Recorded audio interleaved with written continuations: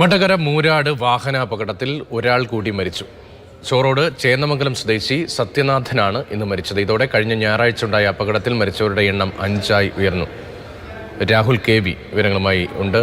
രാഹുൽ, ദുഃഖകരമായ വാർത്തയാണ്. വടകര മൂരാട് വാഹനാപകടത്തിൽ ഇപ്പോൾ ഒരാൾ കൂടി മരിച്ചു എന്ന് വിവരം. ഇദ്ദേഹം ഗുരുതരാവസ്ഥയിൽ ചികിത്സയിൽ കഴിയുകയായിരുന്നു. കോഴിക്കോട് മെഡിക്കൽ കോളേജ് ആശുപത്രിയിൽ ചികിത്സയിൽ കഴിയുകയാണ് സത്യൻ മരണപ്പെട്ടിട്ടുള്ളത്. ഇന്ന് കൃത്യം ഏതാണ്ട് ദിവസമാണ്. കഴിഞ്ഞ ഞായറാഴ്ച വൈകിട്ട് 3:15 കൂടിയാണ് ഈ അപകടം സംഭവിക്കുന്നത്. 4 പേർ അവിടെ വെച്ച് തന്നെ അന്ന് തന്നെ മരണപ്പെടുകയാണ് ഉണ്ടായിരുന്നത്.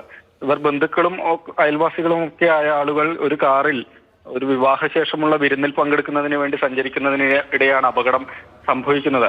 ഇവർ സഞ്ചരിച്ചിരുന്ന കാറ് ദേശീയപാതയിൽ പൂർണ്ണമായും തെറ്റായ ദിശയിൽ കയറുകയും കർണാടക സ്വദേശികൾ സഞ്ചരിച്ച ഒരു ട്രാവലറുമായി കൂട്ടിയിടിക്കുകയുമായിരുന്നു. വളരെ പെട്ടെന്ന് തന്നെ കാർ വെട്ടിപ്പൊളിച്ചടക്കം ആളുകൾ രക്ഷാപ്രവർത്തനം നടത്തി വടകരയിലെ ആശുപത്രികളിലേക്ക് കൊണ്ടുപോയെങ്കിലും 4 പേർ അന്ന് തന്നെ മരിച്ചു. ആകെ 6 പേരാണ് കാറിൽ ഉണ്ടായിരുന്നത്. അതിലിപ്പോൾ 5 പേരും മരിച്ചിരിക്കുകയാണ്. മറ്റൊരു സ്ത്രീ കൂടിയാണ് ഇനി ഉള്ളത്.